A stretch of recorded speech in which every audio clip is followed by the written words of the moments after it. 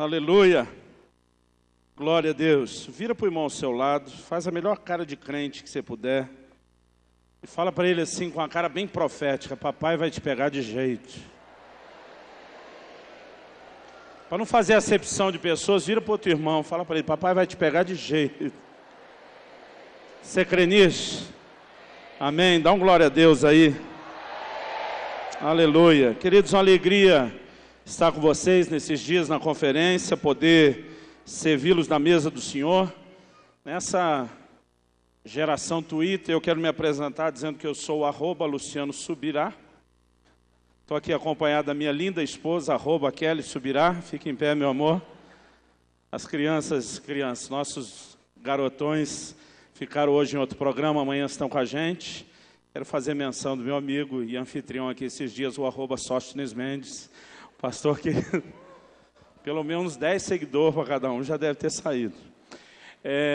Ontem nós tivemos o privilégio de estar servindo da mesa do Senhor, ministrando. E antes de fazer isso, eu falei a respeito do meu nome. Para aqueles que não estavam aqui ontem, eu vou repetir. Meu nome é Luciano Subirá mesmo. As pessoas perguntam: pastor, é nome artístico? Eu digo: não, é profético.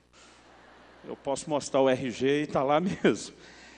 Eu sou pastor na cidade de Curitiba, no estado do Paraná, mas Deus tem nos chamado, além do ministério pastoral, a servir o corpo de Cristo através de um ministério de ensino da palavra.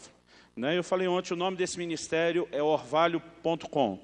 O orvalho tiramos de Deuteronômio 32:2, o cântico de Moisés, onde ele diz: destile a minha palavra como orvalho. O .com não está na Bíblia, A gente aumentou o nome do ministério, o endereço do site, onde tem muito, mas muito material gratuito. Ministrações como essas, em áudio e vídeo, muitos estudos bíblicos, alguns dos nossos livros para você baixar o conteúdo integral gratuito. Tem mensagem de muito pastor e pregador, abençoado. Eu convido você a visitar o site e, sendo abençoado, o que eu tenho certeza que você vai ser, nos ajude a divulgar e abençoar outros. Amém? Anunciamos ontem um livro, que é o que a gente mais está divulgando na conferência, o Falar em Línguas, a linguagem sobrenatural de oração. Eu creio, querido, que isso é uma ferramenta poderosa para que possamos entrar numa vida no Espírito. Ontem eu falei que o propósito de Deus é mais do que nos dar uma experiência. O propósito de Deus é nos levar a uma vida no Espírito. O batismo no Espírito Santo é só a porta de entrada para o sobrenatural de Deus. E nós temos vários outros livros sendo vendidos ali na tenda da bênção. Você vai perceber nos preços que a nossa intenção é abençoar vocês. Estamos vendendo os livros, cada um deles, a R$5, em 5 parcelas de 1 no cartão de crédito, ou um cheque pré-datado para o próximo Natal. E se a coisa estiver muito difícil, querido, de nem desse jeito você conseguir, apela para o irmão aí do seu lado, para ele ter misericórdia de você e te abençoar. Tá certo? Eu sei que ontem os livros não deram nem para o começo, mas a gente descarregou quase um caminhão de livro hoje ali. Nós temos também outros temas, o livro de todo o coração, vivendo a plenitude do amor ao Senhor. Esse livro fala só sobre amor por Jesus. Temos um livro que fala só sobre fé e confiança em Deus, e um Deus que usa circunstâncias que nós não entendemos para trabalhar em nosso favor. É o livro O Agir Invisível de Deus. E ontem a gente não tinha isso, mas está à disposição hoje. Um outro livro dos nossos amigos lá do iHop, o livro do Lou Engle, o DNA do Nazireu, que foi divulgado no Decol, aqui, eu acho que foi em novembro do ano passado. Todos eles a R$5. Tem um livro que lançamos esse mês, O Propósito da Família, a importância da visão familiar na relação com Deus. Então vira para o irmão ao seu lado, fala para ele: se você sentir de Deus de me dar um de presente, fala para ele: deixa Deus te usar, vaso. Eu sei que esse é o mais alto nível de apelação que a gente tem para divulgar os livros. Mas você vai ser tão abençoado com isso, que eu não vou me importar de brincar e apelar desse jeito. Amém. Abra sua Bíblia, por favor, no livro de Hebreus, no capítulo 6, livro de Hebreus, no capítulo 6. E nós vamos ler a partir do versículo 4. até o versículo 9. Se você estiver sem Bíblia, tenta pegar uma carona aí na Bíblia do vizinho, dá aquela esticada de pescoço. Quantos estão prontos para receber a palavra de Deus? Diga amém. Precioso Senhor, mais uma vez nós suplicamos a Tua graça. Pedimos a unção e o mover do Teu Espírito, não só neste lugar, nesse ambiente, mas no íntimo, no coração de cada um de nós. Aqueles que nos acompanham, ó Deus, pela televisão, pela internet, que terão acesso a essa mensagem de forma gravada. Eu oro que no íntimo de cada um deles possa haver a ação sobrenatural do Espírito Santo da verdade, iluminando os olhos do nosso entendimento, trazendo revelação da Tua palavra. E, ó Deus, nós queremos mais do que a compreensão da Tua palavra. Nós queremos ser achados vulneráveis para o Teu toque, Espírito Santo. Nós oramos que tudo aquilo que o Senhor predeterminou para esse tempo, para essa hora, se cumpra plenamente, em nome de Jesus e para a glória do Senhor. Amém. Se você crê e concorda, diga amém. Então vamos lá, Hebreus capítulo 6, a partir do versículo 4 até o versículo 9.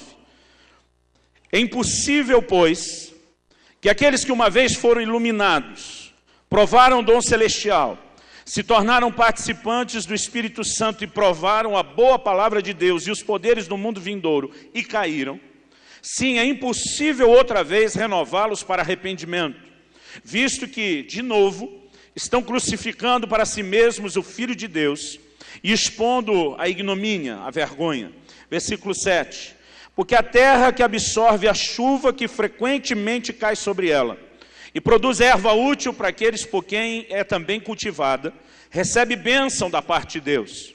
Mas se produz espinhos e abrolhos, é rejeitada, e perto está da maldição, e o seu fim é ser queimada.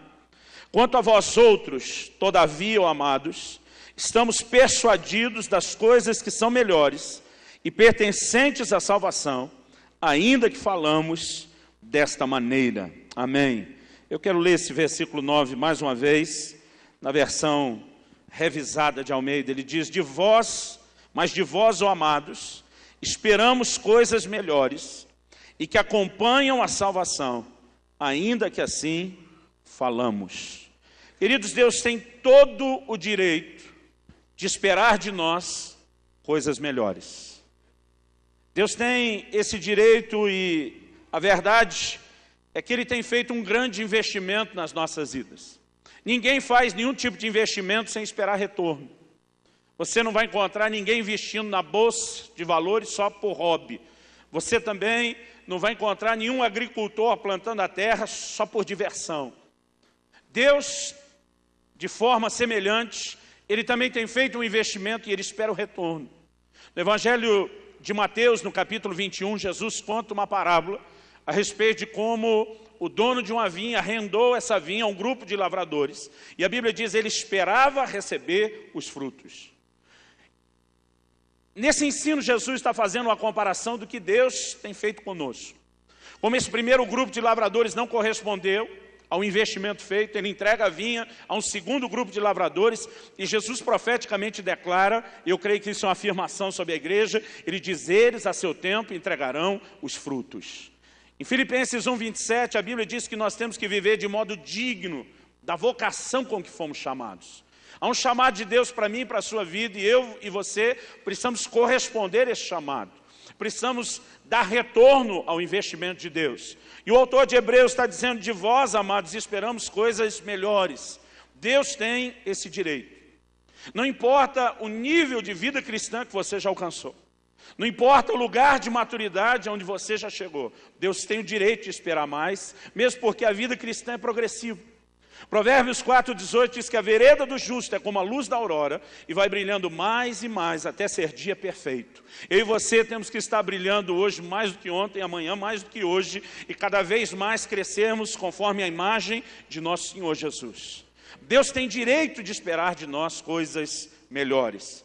Eu me lembro de alguns anos atrás, assistindo um filme, ter sido muito impactado por algo que eu vi. Eu acredito, se eu não estiver enganado, que isso deve ter sido em 1999, porque provavelmente né? Eu sei que o filme foi produzido em 98, que era o cinquentenário da Segunda Guerra Mundial, mas até ter chegado aqui ao Brasil, acredito que eu vim em 99. É um filme bem conhecido, não sei quantos vocês já viram, O Resgate do Soldado Ryan, quantos assistiram? Quem não assistiu, gente, já passou muito tempo, então vou ter que falar do filme. Eu não gosto que me falem do filme antes de eu assistir. Ele foi dirigido por Steven Spielberg. Ele começa com uma cena assim impressionante da Batalha da Normândia.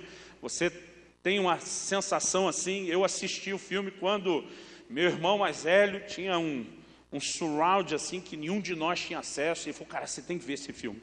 E aquele zumbido de bala para cá, para lá, me fazia quase que me jogar no chão. E é uma cena que começa muito forte com essa batalha, mas descreve uma história interessante. O capitão John Miller, com mais outros 7 homens, ele interpretado, né, pelo Tom Hanks, eles são enviados para o campo de batalha com a missão de localizar e resgatar o tal do soldado Ryan, se não me engano, interpretado pelo Matt Damon. E a história gira mais ou menos em torno do seguinte: uma família envia 4 dos seus filhos à guerra, e ela seria notificada que 3 desses 4 filhos tinham morrido. Seria notificado no mesmo dia de uma vez só. E suscita-se lá uma questão entre os oficiais, se seria justo notificar que uma família perdeu 3 dos seus 4 filhos que estão na guerra, sem pelo menos poder dar a notícia de que o 4º está bem, está salvo.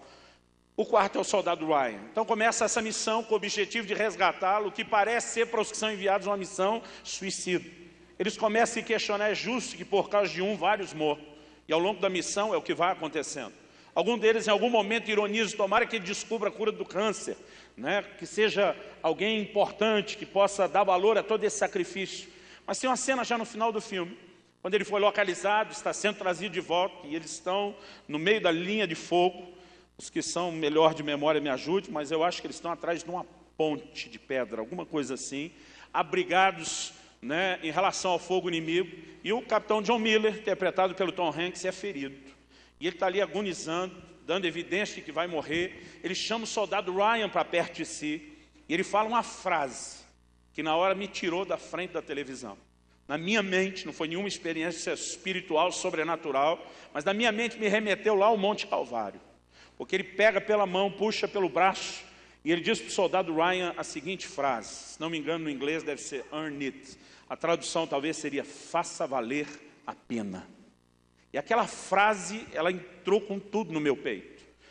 Porque o filme começa e termina com uma cena do soldado Ryan já velho, rodeado da mulher, dos filhos, o que parece ser os netos. Ele vai, não me lembro o nome daquele lugar, não é um cemitério, é um memorial aos que morreram na guerra. Ele vai ao lugar onde estão o nome das pessoas que morreram na missão de resgatá-lo. E chorando ele declara, eu tentei viver da melhor forma possível. Como quem diz, eu tentei fazer valer a pena, eu tentei honrar o sacrifício de vocês por mim. E naquele momento, querido, aquilo mexeu profundamente comigo. Porque um filme, querido, uma história, né, criada, escrita, dirigido por um ímpio, já consegue passar um senso tão profundo de gratidão, de alguém que diz, em função do sacrifício que foi feito por mim, eu não pude viver de qualquer maneira, eu tentei honrar, eu tentei viver da melhor forma possível, que eu e você, que fomos alcançados pelo sacrifício de Jesus, não deveríamos estar dizendo para nós mesmos e para o Senhor. Vira para o irmão ao seu lado, esse que provavelmente vai te abençoar no final da reunião, e fala para ele, faça valer a pena. Vira para o outro irmão para não fazer acepção de pessoas, fala para ele, faça valer a pena. Querido, eu creio que quando Deus está dizendo que Ele espera de nós coisas melhores, Ele espera que eu e você, querido, possamos chegar lá. Não há razão para eu e você estarmos correndo a carreira que nos foi proposta, se não for para alcançar o nosso objetivo. Eu não sei você, mas a frase que eu mais espero ouvir, eu vivo a minha vida em função disso, é quando eu tiver atravessado aqueles portais da glória e ouvir da boca do Senhor Jesus, servo bom e fiel, entra no gozo do teu Senhor. Esse texto, querido, nos fala de pessoas que fracassaram na fé. Não só fracassaram, mas o texto diz, quer você goste dessa interpretação, quer não, que chegaram a um ponto onde é impossível que eles sejam renovados para arrependimento. Então nós não estamos falando apenas de gente que caiu, não estamos falando apenas de gente que tropeçou ou que se desviou. Eu creio, querido, que o texto não está dizendo que um desviado não tem volta. Há muitos textos na Bíblia afirmando o contrário. Lucas 15, para mim, na Bíblia, é o capítulo do desviado, nós podemos chamar assim. Porque ele não fala só do filho pródigo, o filho perdido.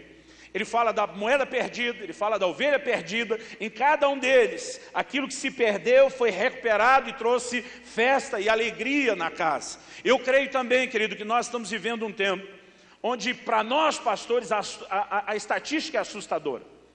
Nós somos, de acordo com o censo, algo em torno de 40 milhões de evangélicos na nação, e esse número se multiplica a cada dia.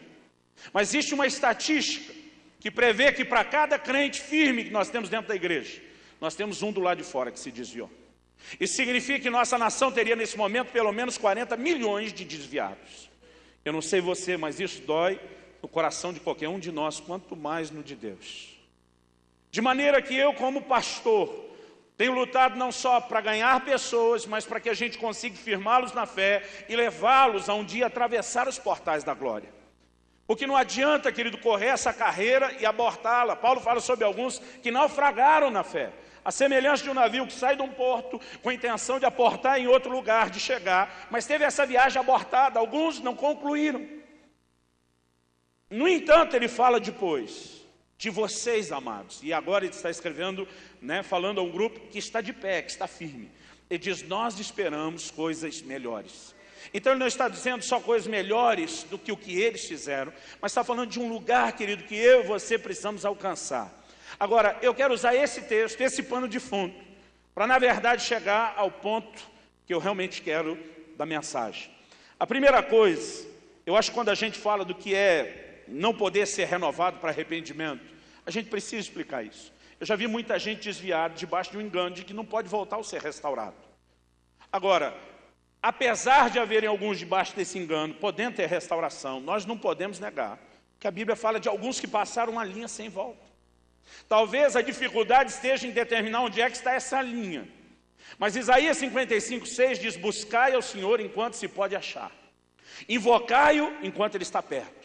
O que deixa clara a mensagem que haverá um momento onde ele não mais pode ser achado e ele não mais estará perto. Outro dia alguém me disse, mas pastor, isso não é quando morrer? Eu falei, então a Bíblia deveria dizer buscar o Senhor enquanto vivo. Nós sabemos que depois que morrer já era. Não há mais oportunidade de mudar isso. Mas mesmo em vida, a Bíblia diz, busque ao Senhor enquanto pode achá-lo. Invocai-o enquanto ele está perto. Quando você lê o texto de Hebreus, o livro todo de Hebreus, você vai encontrar muitas palavras falando da necessidade de que eles tivessem um posicionamento de firmeza no Senhor. A perseguição à igreja estava muito intensa. E muita gente não estava apenas voltando atrás. Eles estavam vindo a público e renegando a sua fé em Jesus.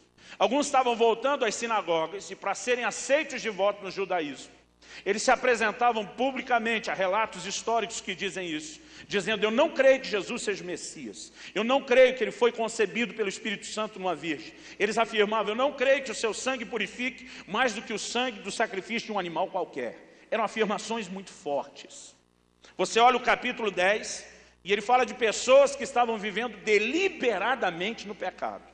E com essa atitude, a Bíblia diz que eles estavam crucificando de novo o Filho de Deus, o texto diz aqui no capítulo 6, mas Hebreus 10 diz que eles estavam calcando os pés ao Filho de Deus, profanando o sangue da aliança com o qual foram santificados. E a Bíblia diz que eles estavam ultrajando ao Espírito da graça. A gente olha para essa turma, e o texto diz a partir do versículo 4 que eles foram iluminados. O texto diz que eles receberam o dom celestial. O texto diz que eles se tornaram participantes do Espírito Santo. Eles provaram a boa palavra de Deus. E o texto ainda diz, e os poderes do mundo vindouro. Então nós não estamos falando de gente que não teve uma experiência com Deus. De vez em quando você vê gente dizendo, não, quem desviou é porque nunca converteu. Irmão, como é que você pode olhar para esse grupo e dizer que não converteram? Foram iluminados. Isso fala não só da luz de Deus resplandecendo nas trevas da vida dessas pessoas, mas iluminação na Bíblia fala de revelação. Eles não ouviram só uma exposição qualquer do Evangelho, eles tiveram entendimento espiritual. O texto diz que eles receberam o dom celestial, o que eu acredito ser uma menção do novo nascimento. A expressão que nós temos em João 3, nascer de novo, é nascer do alto. Romanos 5 fala de receber o dom da graça. Eu creio que essa dádiva de nascer do alto é uma menção do novo nascimento. A próxima afirmação deixa claro que eles nasceram de novo, pelo menos. Diz que eles se tornaram participantes do Espírito Santo. A Bíblia diz que se alguém não tem o Espírito de Cristo, esse tal não é dele. Mas Jesus diz que iria enviar o Consolador e diz, o qual o mundo não pode receber, porque não o vê nem o conhece. Aí Jesus diz, mas vós o conheceis, e ele vai habitar em vós. Então, para ser participante do Espírito, ele tem que nascer de novo. O texto diz ainda que eles provaram a boa palavra de Deus. Essa expressão provaram, na tradução espanhola de Reina Valera, diz que eles degustaram. Ela tem a ideia de saborear. Significa então que eles não tiveram uma exposição simples qualquer à palavra de Deus, mas eles tiveram uma boa dieta, eles foram alimentados do pão sagrado. E o texto ainda diz que provaram os poderes do mundo vindouro. Querido, quando eu comecei a pastorear muitos anos atrás, eu imaginava que se eu conseguisse levar as pessoas do rebanho até essas 5 características, eu imaginava eu cumprir o meu trabalho e eles vão chegar ao lugar onde devem chegar em Deus. Eu imaginava, se eles realmente tiverem uma revelação, se eles de fato nascerem de novo, porque nós temos muita gente dentro da igreja que ainda não experimentou o novo nascimento. Eu pensava, se tornarem participantes do Espírito, se alimentarem da palavra e ainda descobrirem o que é experimentar os poderes do mundo vindouro, eu dizia, nós vamos levar esse povo a um lugar tremendo em Deus. Mas lendo esse texto, eu descobri esse grupo que tinha tudo isso, e ainda assim fracassou. Então essas coisas, elas são importantes, elas são vitais, eu não quero desmerecê-las, mas eu quero dizer para você que elas não são suficientes. Nós precisamos ir além disso. Então quando no versículo 9 o escritor diz, de vós amados esperamos coisas melhores, ele está dizendo, vocês estão em pé, nós queremos que vocês cheguem a um lugar onde esses que caíram a ponto de não mais ser renovados, não chegaram. Então quando ele diz de vocês nós esperamos coisas melhores, nós esperamos mais do que serem iluminados, mais do que nascerem de novo, mais do que se tornarem participantes do Espírito Santo, mais do que provarem a boa palavra e mais do que provarem os poderes do mundo vindouro. Então existe algo, querido, tão importante quanto, mas que vai além dessas experiências, que nós não podemos deixar de ter na nossa vida cristã, se queremos um dia cruzar os portais da glória. Eu creio que a resposta do que são essas coisas melhores, ou esse algo melhor que Deus espera de cada um de nós, ela se encontra de forma figurada nos versículos 7 e 8. Eu não creio que Deus diria que Ele espera de nós coisas melhores, sem dizer o que são essas coisas melhores. E no versículo 7 e 8, nós temos aqui uma parábola, uma alegoria. E diz assim, porque a terra que absorve a chuva que frequentemente cai sobre ela, diga comigo, absorve a chuva. Fala para o irmão que vai te dar algum presente no final do culto, diz, absorve a chuva. O texto diz, a terra que absorve a chuva que frequentemente cai sobre ela e produz erva útil para aqueles por quem também é cultivada, recebe bênção da parte de Deus. Mas se produz espinhos e abrolhos, é rejeitada, perto está da maldição e o seu fim é ser queimada. Querido, eu não creio de forma alguma que a Bíblia está falando aqui sobre terra. Isso é uma alegoria. Terra não queima. Eu, quando criança, tive minhas inclinações piromaníacas. É mais bonito falar assim do que chamar o cara de incendiário. Mas eu gostava de brincar com fogo. Fiz todo tipo de experiência na época. E uma coisa assim que era quase frustrante é não conseguir queimar a terra. A gente podia misturar pólvora, a pólvora queimava, a terra não. Eu te digo com propriedade. Né? Nesse sentido, terra não queima. O que é essa figura usada? Ele está falando de crentes que fracassaram. Mas ele está escrevendo a crentes que estão de pé, de quem se espera coisas melhores, para que não fracassem como esses. Então o texto está falando de crente bom e crente ruim.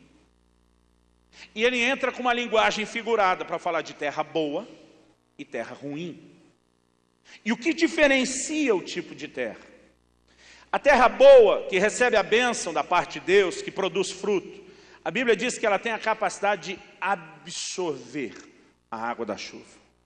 Tem uma outra tradução que diz, embebe a água da chuva.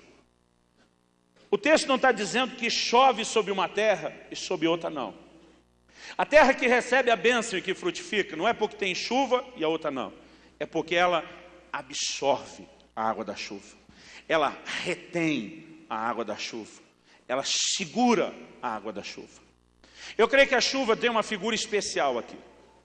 Talvez nós podemos dizer que, coincidentemente, na Bíblia, as chuvas são uma figura do derramar do Espírito Santo. A Bíblia fala a respeito do derramar das primeiras e das últimas chuvas, ou a chuva temporã e serôdia, mas eu diria que, coincidentemente, também temos essa figura. Porque no texto, eu não quero apelar só para a figura da chuva, diretamente como o derramar do Espírito, mas nós precisamos pensar o que é a chuva. A chuva é um investimento, um presente que Deus dá para toda a terra poder frutificar. A Bíblia diz que Deus faz nascer o sol e chover sobre justos e injustos. Existe algo, querido, que Deus está disposto a fazer por todo mundo. Muitas vezes nós interpretamos que a profecia de Joel, e acontecerá que nos últimos dias derramarei do meu Espírito sobre toda a carne, ela se limita aos nossos cultos. Mas quando Deus está dizendo que Ele vai derramar do seu Espírito sobre toda a carne, Deus está dizendo que não é só sobre os crentes, não é só sobre os crentes bons. Há algo que Deus está tentando fazer, querido, por toda a humanidade, por toda a terra. A diferença é que alguns que estão aproveitando o que Deus está fazendo, estão tendo a capacidade de absorver, de reter a água da chuva, enquanto outros estão desperdiçando. A Bíblia fala de um tipo de terra produzindo espinhos e abrolhos. Quando ela está nessa condição de terra desértica, não é só porque falta água, mas muitas vezes porque ela não pode reter a água. Eu me lembro de uma ocasião em que eu e minha esposa compramos uma casa e fizemos uma reforma, e tinha assim, ela era mais alta que o nível da rua, um gramado que descia até o pé do muro. E minha esposa falou para o construtor que estava ali nos ajudando, ela falou, olha, eu gostaria de nivelar isso aqui até a altura do muro e fazer um jardim aqui. E na hora eu lembro que eu falei para ele, falei, por mim pode encher isso tudo de terra. Ele olhou para mim e falou, pastor, se encher isso tudo de terra, o muro não aguenta. Eu falei, eu acho que aguenta, ele é bem reforçado. Ele falou, pastor, ele brincou, lógico que ele exagerou, não chega tanto, mas dá quase para dizer que é verdade. Ele disse, 10 dias na nossa terra sem chuva é seca. Ele disse, quando chover e essa terra ficar encharcada de água, ela vai pesar muito e o muro não vai aguentar. Ele falou, minha sugestão, nós temos que dar um jeito dessa terra não ter a capacidade de segurar toda a água. Ele falou, então vamos jogar o entulho da reforma aqui embaixo, vamos colocar pedra menor aqui, depois só esse tanto de terra. Se a gente trabalhar dessa forma, é impossível que a terra consiga segurar a água, então ela não vai pesar no muro. A gente faz uns canos ali embaixo. Irmãos, o muro está lá até hoje, para quem comprou a casa depois de mim. Mas teve um amigo, também da igreja, trabalhando com o mesmo construtor na época, que fez algo parecido e não ouviu o construtor. Na primeira chuva, o muro veio abaixo. Mesmo que seja de forma alterada, um solo, ele pode não ter a capacidade de reter a água da chuva. E com isso, querido, pode ser regado à vontade, mas por não conseguir reter, a terra não vai ter a capacidade de frutificar. Deixa eu dizer algo para você que eu tenho entendido nesse texto, ser a chave para aqueles que querem produzir coisas melhores. Eu creio que nós precisamos aprender a interagir com aquilo que Deus está fazendo na nossa vida. Qual é a maior dádiva que eu e você recebemos, querido, depois de Jesus? Jesus disse, convém que eu vá, mas eu vou enviar um outro Consolador. E Jesus diz, esse ajudador, ele vai estar convosco, ele vai fazer vocês se lembrar daquilo que eu falei, ele vai ensinar todas as coisas, ele vai guiar vocês. O maior investimento de Deus, querido, na minha e na sua vida, depois de termos recebido Jesus, para que a gente frutifique, para que a obra de Deus seja feita na nossa vida, é o Espírito Santo. A Bíblia diz que Ele nos transforma de glória em glória, o Espírito, na imagem do Senhor Jesus. É Ele que vai nos levar ao aperfeiçoamento da vida cristã. E eu quero te dizer, querido, que a figura da chuva aqui, ela fala desse investimento de Deus para que a terra frutifique. Mas essa terra só será frutífera se ela retiver, se ela segurar o investimento de Deus. O que nós estamos precisando nesses dias, querido, não é o derramar do Espírito nos cultos ou reuniões. Eu creio que nós podemos melhorar e nós vamos avançar em relação a isso, mas nós precisamos mais do que isso. Ao longo da minha caminhada, de já uns 25 anos de vida no Espírito, eu tenho conhecido gente que foi cheio do Espírito, falou em outras línguas, foi arrebatado, teve visão, experimentou quase todo tipo de experiência. Alguns acho que até viram anjo de braçada, nadando de costas no culto. Mas eu olho para muitos deles, eles não estão mais nem na fé hoje. O que nós precisamos, querido, não é apenas de um toque ou uma experiência apenas com o Espírito Santo. Estamos falando disso desde ontem. Isso é um bom começo no relacionamento. Mas o que nós precisamos é aprender a reter aquilo que Ele está fazendo. O que nós precisamos é aprender a não desperdiçar o investimento de Deus. E deixa eu te dizer algo, querido, há uma obra do Espírito Santo na minha e na sua vida todos os dias, não só na hora do culto. E nós precisamos aprender a corresponder com o Espírito Santo. E é sobre isso que eu quero falar hoje à noite. Nós precisamos aprender a interagir com a ação dEle, com as manifestações dEle na nossa vida e com a liderança dEle na minha e na sua vida, porque o que o Espírito Santo quer, querido, é mais do que trazer um toque na minha vida ou na sua, mais do que uma experiência. A Bíblia diz, aqueles que são guiados pelo Espírito de Deus, são filhos de Deus. Ele quer dirigir a minha e a sua vida a cada dia. Você pode dizer amém? Abra sua Bíblia comigo em 2 Coríntios 13, 13.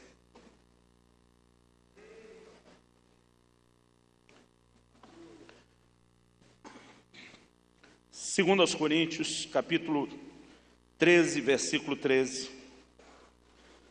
Algumas traduções, se você tiver com a NVI em mãos, vai ser o versículo 14. Algumas dividem o versículo 12 em duas partes e adicionaram 14. O texto é exatamente igual em qualquer uma dessas versões. Esse texto é conhecido como a bênção apostólica. O apóstolo Paulo, pelo Espírito Santo, diz assim: a graça do Senhor Jesus Cristo e o amor de Deus e a comunhão do Espírito Santo sejam com todos vós. Querido, eu quero que você pense um pouquinho comigo, junto comigo nesse texto.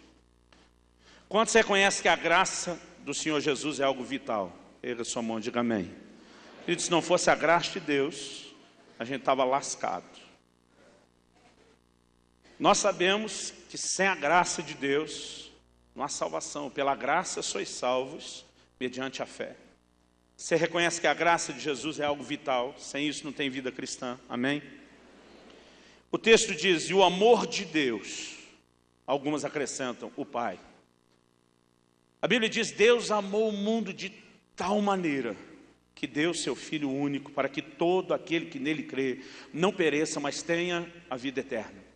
Se não fosse o amor do Pai, a gente também estava mais do que lascado. Estávamos condenados à perdição eterna. Então você entende que o amor do Pai é algo essencial, vital à fé cristã. Amém? Pode dizer amém? O que normalmente a gente não para pensar, querido, é que é uma terceira afirmação, que tem um peso de importância na vida cristã, tão grande como as primeiras duas. A gente entende que sem a graça de Jesus não há relação com Deus.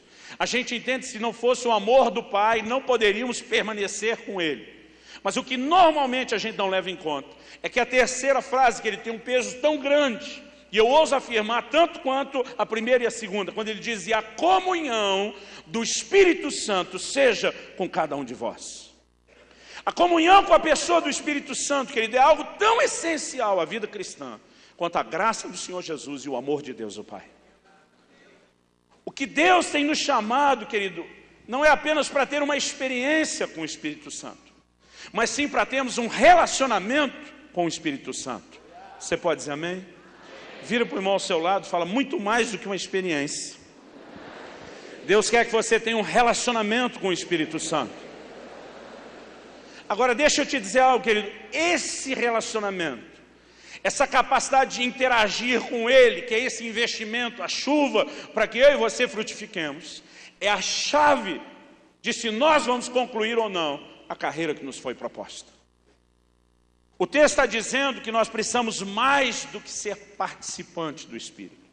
Não é só recebê-lo e tê-lo morando em nós como habitação e santuário de Deus. É a capacidade de interagir com essa pessoa e com essa presença que veio habitar em nós. Nascer de novo, se tornar participante do Espírito Santo, eu repito, são todas coisas vitais. Provar a boa palavra de Deus, os poderes do mundo vindouro, tudo isso. Mas o autor está dizendo, de vós, amados, esperamos coisas melhores. Em outras palavras, vocês precisam ir além disso. E ele sugere, através dessa alegoria, dessa parábola, que absorver a água da chuva é ir além disso. E eu creio que é exatamente aqui o ponto, querido. Nós precisamos aprender a corresponder, a interagir, o que é o relacionamento com o Espírito Santo. Na igreja em que eu fui criado, quando criança, eu mencionei, acho que isso aqui ontem, se não estiver enganado, as pessoas quase pareciam sugerir que o Espírito Santo tinha sido sepultado junto com o último dos apóstolos. Que nada que você lê no livro de Atos é para os dias de hoje, é para esse tempo. Mas aos 15 anos de idade eu fui batizado no Espírito Santo. E eu descobri o poder do Espírito Santo. E eu fiquei impressionadíssimo com o poder do Espírito Santo.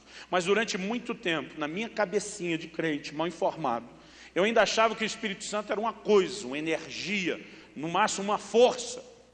Mas o que a Bíblia ensina, querido, é que ele é uma pessoa.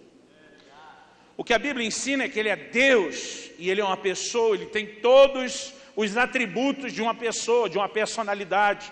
A personalidade, ela está sob um tripé. Um apoio com 3 aspectos básicos. Toda pessoa, ela tem que manifestar vontade, sentimentos e razão. A Bíblia fala que o Espírito Santo distribui os dons conforme lhe apraz, como ele quer. Ele tem vontade. A Bíblia fala sobre a mente do Espírito, ele tem razão. E Paulo escreve aos Efésios e diz: não entristeçais o Espírito Santo de Deus, com o qual foste selados para o dia da redenção. Então ele tem sentimentos, ele é uma pessoa. E uma pessoa que espera, querida, interação da nossa parte. A Bíblia fala do Espírito Santo como sendo o selo, o penhor, a garantia, querido, de que vamos chegar lá. Está relacionado com a pessoa do Espírito em nós e como nós interagimos com ele. Então esse relacionamento é essencial. Jesus estava dizendo aos discípulos: ei, eu vou me ausentar, mas eu estou enviando o ajudador, é ele que vai conduzir vocês. Paulo escreve em 2 Coríntios 3, e ele divide as 2 alianças. Ele se refere ao Velho Testamento dizendo o ministério da morte, e ele se refere à Nova Aliança dizendo o ministério do Espírito.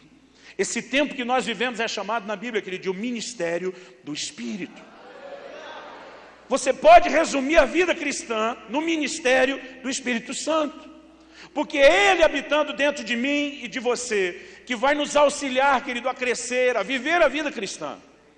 Pensa comigo no que os apóstolos faziam quando pregavam o Evangelho. Eles chegavam numa nova cidade, ganhavam as pessoas para Jesus. Eles ainda não tinham igrejas estruturadas. Eles reuniam esse povo. Eles ainda não tinham Bíblia, principalmente quando a igreja entra no meio dos gentios. Os judeus ainda tinham acesso ao Velho Testamento nas sinagogas, os gentios não. O Novo Testamento ainda não havia sido escrito. Em alguns lugares, quando eles saíam e deixavam aquele grupo de novos convertidos, não existia nenhum pastor para cuidar deles. Então eles saíam, pregavam o Evangelho em outro lugar, estabeleciam novas igrejas, e às vezes depois de um tempo só é que voltavam, para levantar dentre esses irmãos os que cresceram, quem seriam os líderes. E me parece que eles tinham a capacidade de ter mais crentes permanecendo firmes do que nós hoje, com toda a estrutura que nós temos. O cara converte hoje, nós já damos Bíblia, ele tem igreja, ele tem pastor, ele tem líder. Mas qual a diferença, querido, entre o que acontecia naquela época e o que talvez não esteja acontecendo hoje? Uma das coisas que os apóstolos mais rapidamente faziam era guiar todo novo convertido a uma experiência de ser cheio com o Espírito Santo. Eles sabiam que a maior dádiva de Deus para um crente cumprir o seu propósito, chegar ao seu destino, era receber o Espírito Santo. E rapidamente, a Bíblia diz que quando Jerusalém ouve que Samaria recebeu a palavra de Deus, envia os apóstolos e diz: agora vão lá e ore para que eles sejam cheios do Espírito Santo. Eles não oravam apenas por uma experiência, eles ensinavam um relacionamento. 1 de João 2,27 diz: vós tendes a unção do Santo, e ela permanece em vós. É a unção do Santo que recebestes, que permanece em vós. Ela vos ensina todas as coisas. E diz: não tendes necessidade que ninguém vos ensine coisa alguma. Eles conseguiam dizer para um novo convertido: você vai ficar aqui sem pastor, sem discipulador. E eu não estou desprezando essas coisas, elas aconteciam depois, mas naquele momento de necessidade eles diziam: nós vamos deixar vocês, mas vocês não estão sozinhos. Há alguém vivendo dentro de você, que vai guiá-lo a toda a verdade, que vai orientá-lo, que vai ensinar você. Aleluia! Essa era uma chave que eles tinham e que, infelizmente, nós temos desprezado. Sabe, quando a gente fala sobre ser guiado pelo Espírito, alguns mistificam demais isso. Eu me lembro logo que eu fui cheio do Espírito Santo e eu vi algum pastor, homem de Deus, dizendo, Deus me disse. Eu imaginava um cara que ouvia vozes. Há uma forma simples do Espírito Santo nos dirigir. E eu creio que isso precisa ser mais ensinado nos nossos dias. A primeira vez que eu fui conversar com um pastor, que me deu uma palavra profética assim, muito forte, ele revelou segredos do meu coração, ele foi usado por Deus de uma forma impressionante. E essa palavra que eu recebi, ela mexeu muito na minha vida.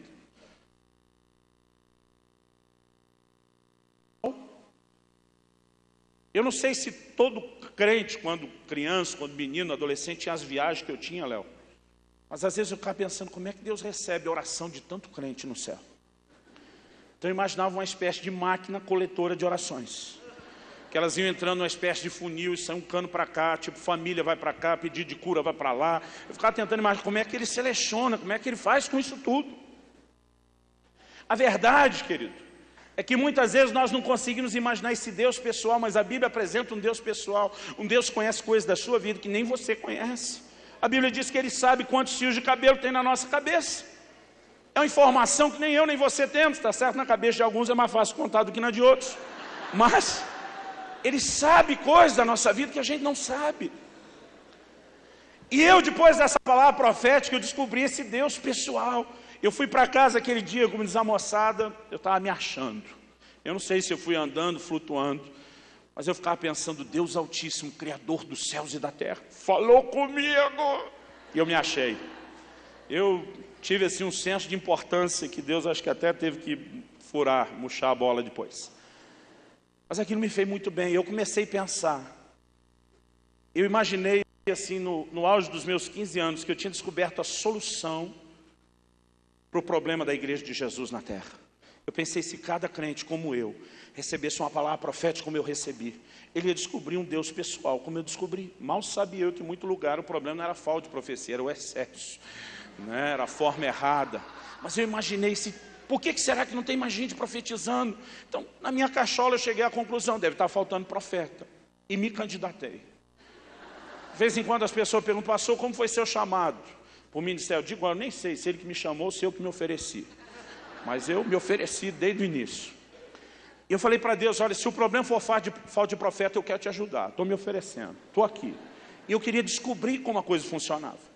Então um dia eu procuro esse pastor que profetizou na minha vida, porque trabalhando, né, com uma equipe de evangelistas nas ruas, eu comecei a ver Deus usar muito a vida desse camarada nos dons.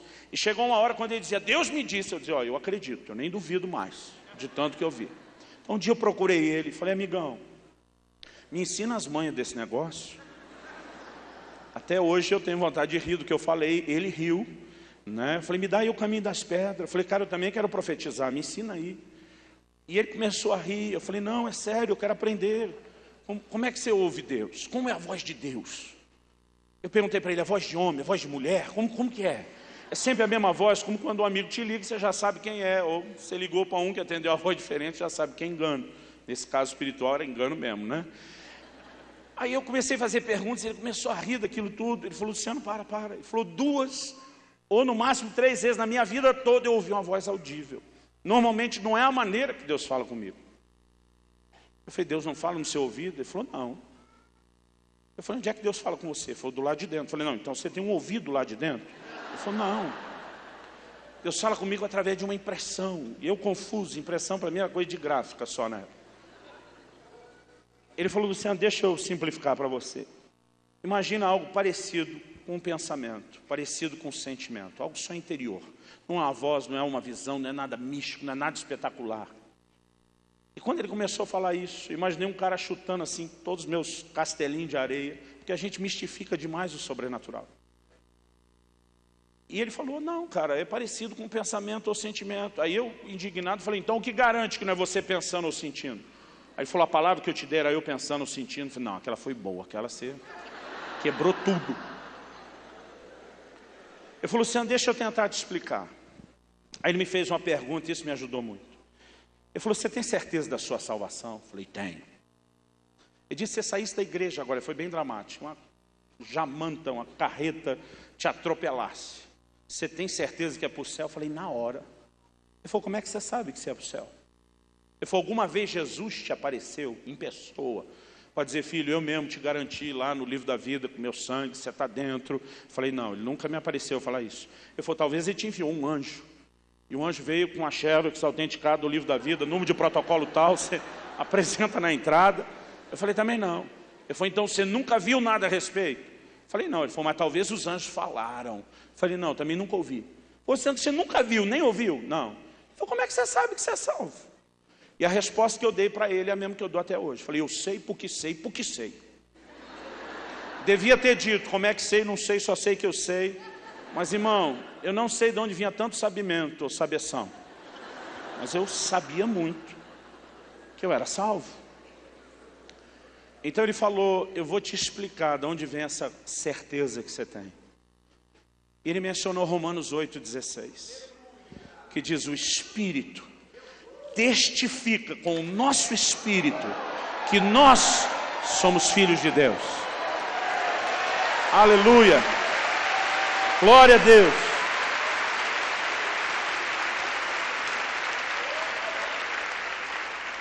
Essa é a fonte da nossa sapiência. Só para mostrar que eu sabia a palavra certa, tá, irmãos? Não existe sabimento ou sabeção, eu espero que isso não te decepcione. Ele falou: há um testemunho do Espírito Santo. Então ele falou: isso é mais do que um pensamento, é mais do que um sentimento, mas é uma convicção dentro de você. Você não precisa ter nenhuma visão, uma voz falando, você sabe dentro de você, não é? Eu falei: sim. Ele falou: Luciano, se num dos assuntos mais importantes da vida cristã, que é essa segurança de salvação, ele diz, ele decidiu falar não com a voz ou por meio de uma visão, mas de maneira simples, pelo testemunho interior. Ele diz: por que você acha que em outras áreas da nossa vida ele não pode falar da mesma forma? Ele diz: aprenda a ouvir o seu coração. Irmãos, a Bíblia diz que o espírito do homem, Provérbios 27, é a lâmpada do Senhor. O lugar onde Deus nos dirige é no nosso espírito. O espírito testifica com o nosso espírito. Então, o que acontece, querido? Muitas vezes o Espírito Santo, ele vai operar, eu não digo nem muitas vezes, na maioria das vezes, ele vai operar dentro de mim e de você de forma simples. Por exemplo, vamos dar aqui alguns exemplos. Você saiu de uma roda de conversa, seja lá no trabalho, na escola, de piada suja, e de repente o seu coração começa a sentir um certo peso. Você tem todo o direito de rir, querido. Eu acredito que o crente tem que ser divertido, festeiro, mas tem coisas que eu e você não deveríamos estar rindo. E você sai, é um incômodo dentro de você, e você começa a pensar: eu não deveria ter me envolvido com isso. E daqui a pouco você está mudando a sua atitude em relação à maneira como você se comportou. O que é que te levou a isso? É o Espírito Santo dentro de você. Não é só a sua consciência. Você estava com um grupo de irmãos, daqueles que o veneno chega a correr pelo canto da boca, que a linguinha é bifurcada, bipartida, e vocês usaram a língua que nem um chicote para malhar alguém. Daqui a pouco você sai de lá e algo dentro de você começa a te incomodar: eu não deveria ter feito isso, eu não deveria ter falado dessa forma, ou não deveria só ter escutado essas pessoas. O que está acontecendo dentro de você, querido? O Espírito Santo está trabalhando dentro de você. Tem hora que alguém te ofende, você está lá ressentido, magoado. A pessoa pode estar cogitando perdão, você diz: vai ter que se humilhar, e olha lá, coração duro, como diz minha esposa, coração peludo. Aí de repente você está lá no momento de oração e você começa a se quebrantar enquanto você está lá no seu tempo com Deus. De repente algo dentro de você, não é uma voz, mas algo dentro de você parece sugerir, soprar algo lá nos seus pensamentos, sentimentos. Deixa isso para lá, passe por cima disso. Pense em quantos momentos bons você e essa pessoa já tiveram, quanta coisa boa vocês já desfrutaram junto, e de repente você está lá, numa luta, e a menos que você seja um esquizofrênico, sofrendo de dupla personalidade, quem é que está falando com você, querido? É o Espírito Santo dentro de você. E daqui a pouco você se pega ali quebrantado, chorando, diz: tá bom, eu perdoo, deixa para lá. Alguém me disse: não, pastor, um dia eu encontrei um cara, ele falou: olha, eu estava ensinando sobre os dons do Espírito Santo. E ele falou, pastor, no reino natural não tem gente surda que não ouve os outros? Eu falei, tem. Ele falou, no reino espiritual deve ter surdo também. Eu falei, de onde você tirou isso? Ele falou, não, eu acho que eu sou surdo. Eu não ouço Deus falar comigo. Interessante que a hora que ele falou isso, me veio uma palavra de conhecimento. O Espírito Santo do meu íntimo pergunta para ele, quantas noites já faz que ele vem acordando às 3 da manhã em ponto. Eu virei para ele e falei, irmão, deixa eu te fazer uma pergunta. Quantas noites já faz que você vem acordando? Quantas noites? Ele falou, um monte. Eu falei, como é que é esse negócio? Ele falou, cara, eu acordo, olho no relógio, é 3 horas da manhã cravado. Eu falei, o que você sente? Foi uma vontade de orar. Eu falei, o que você faz? Ele falou, pastor, isso não é hora de orar. Eu viro para o canto e durmo. Eu falei para ele, o seu problema não é surdez espiritual. O seu problema é estupidez. Sabe, Deus está chamando o cara para oração. Agora parece um anjo não pegar pela mão, dizer, vem meu amor, vamos lá orar, falar com Jesus. Não é Deus falando. E naquele momento eu falei, cara, Deus está te chamando toda madrugada, como é que Ele não está falando com você? O problema, querido, é que nós vivemos mais em função do espetacular do que do simples. E porque a gente espera o espetacular, a gente perde o simples. E o mover de Deus é simples. A obra do Espírito é simples. Fala para alguém ao seu lado, fala, a obra do Espírito Santo é simples. Querido, Jesus entra no tanque, chega ali no lugar que a Bíblia chama de o tanque de Betesda.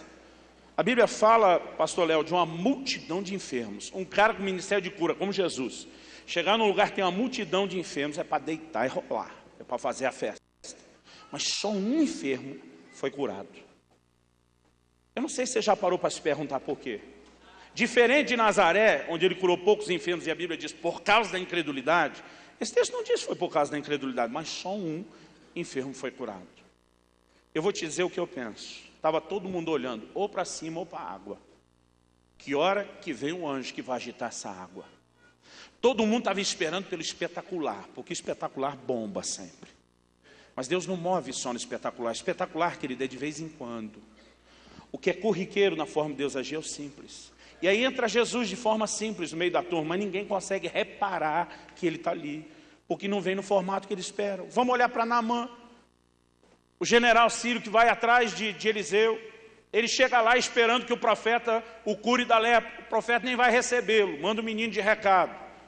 E diz, velho, seguinte, na tradução da Bíblia, na linguagem de hoje, o pastor Luciano subirá a versão dos manos. Diz, velho, vai no Jordão, toma 7 caldos, que fala caldo, mergulho.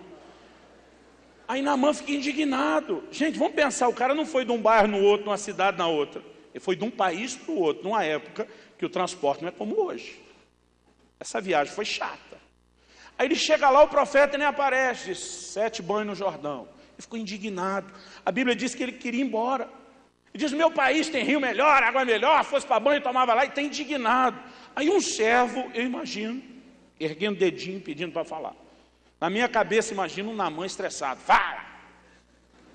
Aí diz, meu senhor, só uma perguntinha, posso? Pode. Se o homem de Deus te pedisse uma coisa difícil, você não faria? Claro que faria, estava esperando uma coisa difícil. Aí Naamã tem a revelação da vida dele. O servo diz, por que não faz a fácil? E de repente cai a ficha de Naamã. Por que não fazer a fácil? Irmãos, a gente acha que para Deus mover tem que ser só no espetacular. E Ele tem uma maneira de mover que é simples. Olha para a vida de Elias. Aleluia. Elias está na caverna. Irmão, teve fogo, teve terremoto, teve vento. E a Bíblia diz, Deus não estava em nada disso. De vez em quando Ele vem desse jeito, mas não é toda hora. De repente a Bíblia diz, vem um cicio suave e tranquilo. E aí Deus se manifesta. Querido, nós precisamos aprender a relacionar com Deus de forma simples. Eu não estou dizendo que o espetacular não vai ter o seu lugar, mas não é toda hora.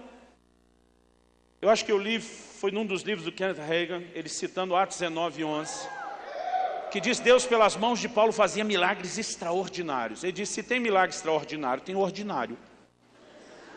Já parou para pensar no milagre ordinário? O ordinário é o comum, é o de toda hora. De vez em quando vem o extraordinário, o espetacular. Alguns anos atrás eu tive uma experiência. Ainda tem tempo, né? Tive uma experiência com o Espírito Santo que foi muito forte. Eu tinha que fazer uma viagem que eu queria muito. Eu não tenho tempo de contar todo o contexto, mas eu consegui aquela viagem. E na hora que eu recebi o telefonema dizendo que você está dentro, é para levar um homem de Deus, um homem de Deus mesmo, para o aeroporto. Eu morava em Guarapuava, no interior do Paraná, tinha que levá-lo a Curitiba, 3 horas de carro. E o que eu queria era aquela conversa. Eu tinha certeza que tinha uma palavra de Deus, e eu sabia que de fato aquilo ia acontecer. E de fato, na época, foi usado por Deus para algo muito importante para a nossa vida, para a nossa família. Ele inclusive falou, antes da gente ir atrás, que minha esposa estava grávida. Ele falou, daqui 4 meses você faz, e disse, quando chegar lá já faço o exame. Ele disse, daqui 4 meses você faz ultrassom, e sua mulher está esperando uma menina, senão não sou homem de Deus. E o que eu estou te falando não é de Deus. 4 meses depois nós fizemos ultrassom e descobrimos a Alissa lá, né, que é a nossa segunda filha. Foi um momento especial, só para você imaginar como eu estava contando com aquilo. Mas eu recebo um telefonema, e o meu pastor que pediu para levá-lo, diz o seguinte, vem aqui pegar o carro, abastece, já sai com seus documentos, não ouse sair sem eles. Porque se os guardas parar na estrada, você não pode perder tempo. O voo internacional, ele vai sair em cima da hora. Cuida disso. Eu falei, deixa comigo. Levantei e fui procurar minha carteira. Não acho minha carteira em lugar nenhum da casa. Eu não sei aqui em Belo Horizonte, lá no Paraná, as mulheres têm uma mania, quando a gente não acha as coisas, ela vem, pega aquela coisa, está escondida e joga e diz, estava aqui. Acontece isso aqui? Diz, cadê a tesoura? Na gaveta tá, se ela não está. A mulher vem, está aqui. Não, você pôs agora. Acontece, né? Eu sei que é ridículo o que eu falei, mas é assim que a gente sente quando elas acham aquilo que a gente não enxerga. Então, como eu não achava a carteira, fui pedir ajuda à minha esposa. Falei, ela vai me ajudar a achar o que eu não estou achando. Acordei ela, falei, amor, tem que achar minha carteira. Por quê? Eu falei, não, eu vou fazer a viagem. Ela falou, consegui, mas eu tenho que achar a carteira. Revirei a casa, não consigo achar. Ela revirou a casa. Quando ela terminou, ela diz, você dizendo que revirou não era tão confiável. Mas eu te garanto, depois de ter revirado a casa, sua carteira não está aqui. Aí ela falou, faz a retrospectiva. Eu falei, eu me lembro de estar com a carteira, pegar a carteira na hora de ir para o culto ontem. Isso era o domingo. O que aconteceu foi na segunda de manhã. Eu falei, mas então vai ver, eu esqueci a carteira na igreja. Corri para a igreja, procurei, embaixo do banco, onde eu ficava nada, no meu gabinete, nada. Pensei, onde é que nós fomos jantar depois? Na casa do irmão fulano de tal. Fui bem cedinho, acordei o irmão. Falei, cara, eu acho que eu esqueci minha carteira aqui. Preciso de uma viagem. Procuramos, não estava ali. E começou a me dar uma agonia. Eu pensei, eu não vou poder fazer a viagem. Eu não queria perder. Eu falei, Deus, eu não posso fazer a viagem sem os documentos. Principalmente com a palavra tão clara do meu pastor, mas mesmo sem isso já não poderia. Eu falei, eu não tenho mais tempo de ficar procurando. Então eu fiz uma oração, falei, me mostra onde está essa carteira. Deus, me mostra onde está essa... Mas me mostra, para mim era tipo assim, me dá uma ideia, me faz lembrar. E de repente, querido, eu tive uma visão. Não costumo ter visão sempre. Eu brinco que o meu sistema de áudio é bem melhor, mas o de vídeo vive em pane. Eu estou mais ou menos como na época de Samuel, né, de Eli. A Bíblia diz, as visões eram raras e não muito frequentes. Mas eu estou ali, me mostra, de repente passa na minha frente como um filme, estrelando eu mesmo. Eu me vejo na porta de casa, essa casa nós reformamos, que era mais alto que o lugar da rua. Tinha uma escada que descia em S até a rua. Eu tinha deixado o carro na rua, em vez de ter colocado na garagem. E era uma noite fria, típica nossa lá do Paraná. Eu estava com um sobretudo. E minha carteira, uma carteira de couro grande, eu tinha colocado ela no bolso do sobretudo. Eu vejo na cena, como se a tomada está sendo pega lá da rua, eu lá na porta, eu vejo eu com sobretudo, e eu vejo metade, o bolso do sobretudo era grande, mas a carteira enorme, então praticamente metade da carteira está fora. Eu vejo a cena perfeita na minha frente. Aí eu vejo o que aconteceu, eu tinha dado uma chuva muito forte, eu não me lembro de uma chuva como essa, e tinha uma enxurrada enorme em frente de casa. Então, eu estou calculando o que eu tenho que correr para pular, porque se pisasse na enxurrada, ia molhar só o pé, acho que era pelo menos metade da canela. Então eu estou ali calculando, e eu vejo na visão que eu desço correndo, mas dei um pique bom, e eu pulo. Na visão eu vejo que a hora que eu faço o movimento com a perna direita, que foi o primeiro passo que eu dei do pulo, eu vejo na visão que eu bati com a coxa do lado de dentro do sobretudo. E aí é como se desse um zoom na carteira. Foi chique o negócio. E eu vejo aquele carteirão sendo arremessado para fora do bolso. Não foi só zoom, querido. Deu slow munch, câmera lenta. Eu vi aquele carteirão virando e a visão sumiu. Quando sumiu, eu corri para frente de casa. Falei, caiu lá a carteira. Só quando eu chego, encosto o carro, desço, começo a olhar o chão, nada da carteira. Olhei a caixa de correio, falei, vai ver algum vizinho colocou, nada, o quintal. Aí me deu uma frustração, falei, Deus, agora não é mais a viagem, agora é a visão. Eu quase nunca tenho uma visão, não pode ser brincadeira, se eu não ia dar o doce na boca da criança e tirar. Mas, de repente, eu lembrei que a visão cortou, abrupta. Não sei se caiu a conexão, o que foi. E eu falei, Deus, me mostra onde caiu a carteira, porque eu não vi onde ela foi, me mostra. Eu comecei a orar e de repente voltou a visão, no ponto que parou, o carteirão. E eu vi aonde ele caiu na água. A hora que a carteira entra na água, solta a câmera lenta e corre velocidade normal, eu vi a carteira sumir embora. O Espírito Santo falou comigo, procura o primeiro bueiro, você vai achar a sua carteira. Fala bueiro aqui também? Cheguei no bueiro, tinha sido uma chuva muito forte, comecei a levantar os galhos de árvore, folha. A carteira, por ser grande, ela não tinha passado, estava enroscada. Irmão, pensa num cara que ficou feliz. Não só porque deu a viagem, mas eu falei, cara, Deus falou comigo de uma forma, isso foi setembro de 2000.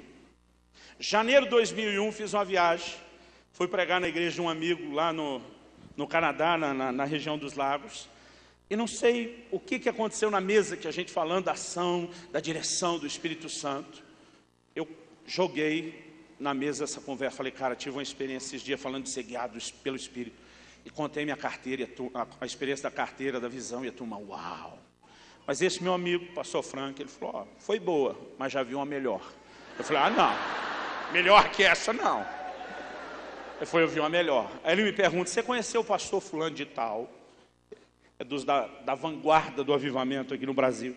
Falei, conheci, tive o privilégio de encontrá-lo várias vezes nas minhas viagens. Ele diz, ele foi um instrumento de Deus para trazer avivamento para a minha igreja, para a minha família, muito tempo atrás. E um dia encontrei ele. Falei, pastor, o senhor roda o mundo inteiro. Quando estiver no Canadá, me visite, dei um cartão, ele foi mais por educação do que imaginando que fosse acontecer tão depressa. 3 meses depois ele me liga e diz, Frank, estou aqui no Canadá. Vou estar pregando uma igreja perto da sua cidade, gostaria que você me ouvisse no domingo de manhã e que a gente almoçasse junto depois. Ele diz, às 6 da tarde eu prego em Toronto, era 1 hora de distância. Então ele falou, você já morou lá, conhece, eu quero que você pegue o endereço com o pessoal e você me leve. Ele falou, Luciano, às 4 da tarde eu saí. Eu falei, vou chegar 1 hora antes para procurar o endereço. Ele falou, quem disse que eu acho esse endereço? Pergunto para um, me manda para um lugar, não é. Pergunto para outro, me manda para outro lugar, não é. Para outro lugar ainda não é. Ele diz, e quanto mais eu tento, mais perdido a gente vai ficando. Ele diz até que deu 6 horas, que era a hora do culto. Ele diz, quando deu 6 horas, o velhinho falou para mim, encosta o carro. E eu pensei, ele me disse que ia levar uma bronca daquelas do estilo antigo, da velha guarda. Mas ele falou, ele nem falou comigo, quando eu encostei o carro, ele fez uma oração e disse, meu Deus, o único que não quer que eu esteja naquele culto é o diabo. Porque o Senhor não me trouxe para esse país para eu ficar perdido. Eu sei que você me quer lá. Então ele faz uma oração e diz, Espírito Santo, você conhece a cidade melhor do que o homem que a planejou. E eu quero pedir a sua ajuda agora, porque a gente não tem mais tempo para tentar achar. Me guia essa igreja agora. Eu estou ouvindo assim quase sem acreditar. Ele diz, Luciano, o homem falou para mim, segue adiante, vira à direita, vira à esquerda. Ele falou, nem se o caminho tivesse sinalizado. Ele falou, malemar, bom dia, boa tarde, boa noite, ele sabia falar inglês. Mas ele falou, nós andamos de 10 a 15 minutos, paramos na frente de um prédio, sem placa, sem movimento, sem nada. Ele disse, desce e pergunta que é aqui. Ele falou, eu desci de dó. Falei, está tão desesperado. Ele falou, se aquilo fosse uma igreja com culto, ia ter uma placa, um movimento, alguma coisa. Ele diz, mas eu vou lá chamar e alguém me atende. Ele falou, eu descobri que nós estávamos na frente da igreja onde ele ia pregar. Ele falou, o povo todo entrando pelo fundo, estacionando pelo fundo, a gente não via movimento, mas era o lugar. Ele falou, Luciano, essa é a definição de GPS, guiado pelo Espírito, né? Espírito, para dar certo essa. Ele falou, o cara foi na porta da igreja onde ia pregar. Quando ele falou, eu fiquei assim, babando. Aí ele falou, foi melhor que a da carteira ou não foi? Eu falei, bem melhor. Mas dentro de mim me deu uma coisa, que a minha oração é que aconteça com muitos de vocês hoje. um desespero de querer conhecer melhor o Espírito Santo. Uma fome, algo dentro de mim. Eu disse: Espírito Santo, da carteira foi boa, mas eu quero ir além. Eu corri para o quarto da casa onde eu estava hospedado, eu caí de joelho, comecei a chorar. Eu comecei a dizer: Espírito Santo, eu quero esse nível de relacionamento, eu quero ser guiado pelo Senhor, eu quero esse tipo de direção, eu quero esse tipo de experiência. Eu estava ali orando, chorando. E querido, eu creio que não é presunção nenhuma, eu posso falar como diziam os profetas do Velho Testamento: veio a mim a palavra do Senhor. Deus falou comigo de forma clara naquele quarto. Eu ouvi aquele texto bíblico: quem é fiel no pouco, será fiel sobre o muito. Mas quem é infiel no pouco, será infiel sobre o muito. Eu falei: Deus, não estou entendendo. O Senhor me disse: quem está impedindo o grande mover do meu espírito, o grande avivamento que vocês oram e esperam na terra, não é o diabo, são vocês. Deus me disse: nenhum de vocês tem direito de orar por experiências maiores com o Espírito Santo, quando vocês não são fiéis na forma simples dele agir.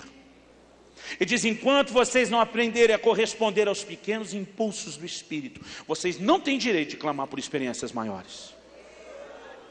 Cara, aquilo me arrebentou.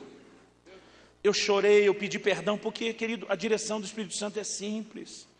Outro dia eu estava falando sobre o assunto e alguém falou: não, pastor, eu não consigo ouvir a voz de Deus. Eu falei: vou te dar um bom treino.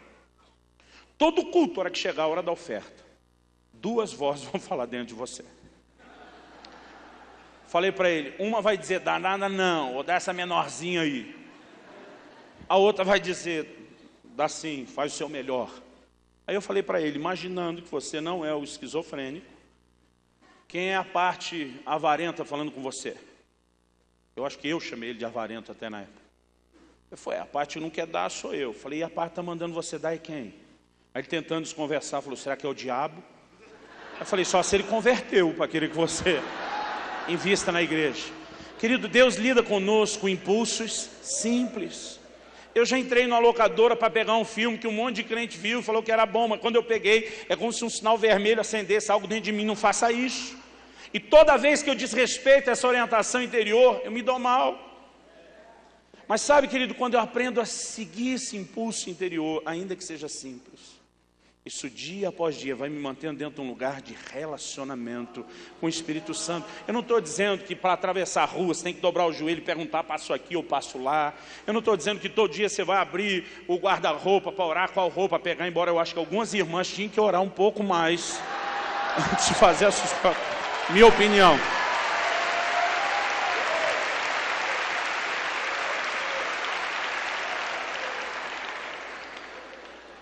Mas sabe, querido, nós precisamos ser sensíveis. Outro dia um irmão me disse: cara, eu estava andando no meio da rua, de repente eu olhei para um estranho e me deu um impulso: fala de Jesus para ele. Falei: o que você fez? Falei: pastor, não ia pagar esse mico, nem conheço o cara. Um monte de nós, queridos, estamos jogando fora oportunidade de não só ter experiências, mas de desenvolver um relacionamento. Agora, sabe qual é o problema? A Bíblia diz assim: não apagueis o Espírito. Porque o Espírito Santo é algo que na minha e na sua vida, que nós podemos sufocar, ponto de distinguir, de apagar. No Velho Testamento, o candelabro, a lâmpada, tinha que permanecer o tempo todo acesa. Para mim ela é uma figura do Espírito, que ilumina, que aquece a casa de Deus. Mas era a responsabilidade dos sacerdotes mantê-la acesa. No Novo Testamento a Bíblia diz: não apague o Espírito. Porque nós podemos fazer isso. Como? No livro de Tiago, no capítulo 4, no versículo 4, a Bíblia diz assim: infiéis, não sabeis que a amizade com o mundo é inimizade contra Deus? Se alguém se constitui amigo do mundo, constitui-se inimigo de Deus. Aí o versículo 5 diz assim: ou não sabeis que o Espírito anseia por vós até o ciúme? O que a Bíblia está dizendo? Que quando eu e você começamos a flertar com o mundo, o Espírito Santo ele fica enciumado, porque ele sabe que nesse momento ele está perdendo você. Paulo escreve aos Efésios, diz: não entristeça o Espírito Santo. O problema, querido, é que muitas vezes o Espírito Santo está tentando de forma simples falar no meu e no seu íntimo, e nós vamos atropelando a voz dele. Nós vamos ignorando essa forma simples de falar. Em vez de sermos como a água que a terra que absorve a água da chuva, nós nos tornamos como o tipo de terra que não retém a água da chuva. É por isso que acabamos produzindo espinhos e abrolhos. O texto diz que está perto da maldição e o fim é ser queimada. Mas se nós aprendemos a interagir, a corresponder com o Espírito Santo, eu quero usar isso como frase temática mesmo, para o que eu estou falando. Se a gente aprender a corresponder com o Espírito Santo, nós não vamos entristecê-lo, nós não vamos apagá-lo. E à medida que vamos sendo fiéis nesse nível de experiências mais simples, às vezes diz respeito a orar um pouco mais, perdoar o irmão, se arrepender rapidamente de um pecado, consertar uma situação, se dispor para a obra de Deus. À medida que nós vamos correspondendo com Ele, essa capacidade de reter essa água e a certeza de que eu e você vamos poder manifestar coisas melhores e que acompanham a salvação. Você pode dizer amém? Eu quero que assentado mesmo no seu lugar, você feche seus olhos. Eu não vim aqui hoje, querido, apontar o dedo para você. Eu não estou aqui para te acusar ou condenar. Isso é ministério do cão e eu não vou tomar parte nisso, não. Eu quero tentar te ajudar. Eu gostaria de estar aqui dizendo para você que eu nunca entristeci o Espírito Santo, ou que depois de ter aprendido essas coisas eu nunca mais fiz isso. Mas isso não é verdade. Graças a Deus eu tenho feito cada vez menos. Então não estou aqui, querido, para apontar o dedo ou acusar você. Esse mesmo Espírito que anseia por nós até o ciúme, que muitas vezes está triste ou sendo abafado na minha e na sua vida, Ele está lutando para ter a gente de volta. Dói meu coração quando eu percebo que eu entristeci o Espírito Santo. É lógico que nenhum de nós acorda uma manhã pensando: o que eu posso fazer hoje para entristecer o Espírito Santo? Nos relacionamentos que nós temos com as pessoas mais importantes, muitas vezes nós falhamos e não era a intenção falhar. Eu amo minha mulher e meus filhos mais do que qualquer pessoa nessa terra, mas mesmo amando tanto eles, muitas vezes eu falho com eles. Não era algo que eu queria, mas já houve momentos que a maneira como eu falei com eles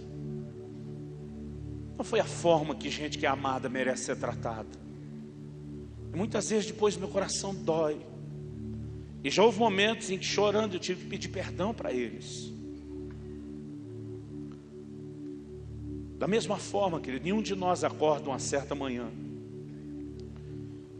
intencionando abafar ou entristecer o Espírito Santo. Mas o problema é que às vezes nós não só fazemos isso, como não lutamos para consertar. O Espírito Santo é o maior tesouro que Jesus poderia ter te deixado. Mas quando nós começamos a agir com indiferença, nós estamos impedindo Ele de trabalhar nas nossas vidas. O problema dessa turma que caiu, e caiu a ponto de não poder ser renovado para arrependimento, não foi porque não haviam nascido de novo, não foi porque não tinham tido uma experiência com Deus, não foi porque não eram participantes do Espírito Santo, nem porque não tinham recebido a palavra. Eram gente que experimentava os poderes do mundo vindouro, tinha o sobrenatural do qual nós falamos ontem. Mas nós precisamos mais do que isso. Nós precisamos interagir com Ele. Todo dia Deus vai fazer chover sobre a sua vida. E a cada novo dia você precisa renovar a decisão de reter a água da chuva. Ontem, querido, eu senti muito fogo de Deus neste lugar. Mas eu sinto que o que Deus quer fazer hoje aqui é muito diferente. Eu creio que é um grito de dor no coração de Deus, tentando nos fazer entender a importância desse relacionamento, tentando nos chamar de volta. Embora o inimigo tente lançar culpa sobre você, por talvez ter se esfriado, abafado a ação do Espírito, eu creio que o que o Espírito Santo está fazendo nessa noite é derramar amor sobre o seu coração. Ele está tentando dizer o quanto você é importante, o quanto Ele quer de volta um relacionamento com você. Muitas vezes, querido, nós deixamos as coisas caminhar para um lugar de mesmice. E nós precisamos permitir que haja restauração. Alguns anos atrás, eu voltei de uma compra no supermercado, peguei as moedas do troco, comprei 3 chocolatinhos daquele, acho que é da Garoto, batom. Cheguei em casa, dei um para cada filho, um para minha esposa. Quando ela pegou aquele chocolate na mão, ela olhou, sorriu para mim, começou a bater com ele na mão, me encarar. E ela falou assim para mim: que decadência. Eu levei um choque, falei: o que foi, mulher? Ela disse: que decadência, meu amor. Ela disse: quando nós namorávamos, você me tratava à base de bombons Copenhagen. Quando nós noivamos, você começou a vir com caixinha de bombom sortido da Nestlé, ainda pegava a única sensação da caixa para você. Ela disse: quando nós casamos, você começou a aparecer com um sonho de valsa. Ela falou: e agora, batom, onde é que isso vai parar? Deixa eu fazer um parênteses aqui, explicar que minha mulher não é nem um pouco fresca. Ela come até aqueles guarda-chuvinha açucarado. O que ela estava reclamando não era a qualidade do chocolate, era do meu tratamento. A gente riu daquilo na hora. A vontade do homem nessa hora é dar uma resposta não romântica. Naquela época não tinha aluguel para pagar, filho para criar. Mas eu fiquei pensando, eu mudei a forma de tratar a pessoa que eu mais amo. Isso não é certo. Eu tomei uma decisão alguns dias depois, que nem fosse para vir com um bombonzinho só, ia ser Copenhagen, ia ser um Lindt, ia ser uma coisa de... Há momentos, querido, onde eu e você nem percebemos que na nossa relação com Deus nós só estamos entregando batom. Eu quero que você olhe para dentro de você hoje e se pergunte: como está o seu relacionamento com o Espírito Santo? Porque o que Ele quer te dar não é só uma experiência, meu querido. Ele quer restaurar esse relacionamento. Eu sinto tanto amor de Deus nesse lugar. Eu quero te desafiar a orar nessa hora. Talvez expressar para Deus o seu clamor de saudade de quem já viveu uma vida mais intensa no Espírito, de quem já esteve num lugar mais profundo, para que você volte a esse lugar hoje.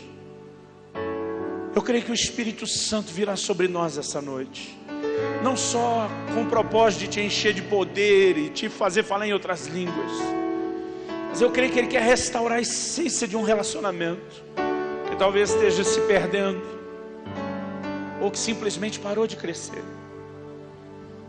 Fala com Deus agora, do seu jeito, da sua maneira, com simplicidade, e deixa Ele falar com você. Deixa o Espírito Santo te tocar essa hora. Fala com Deus.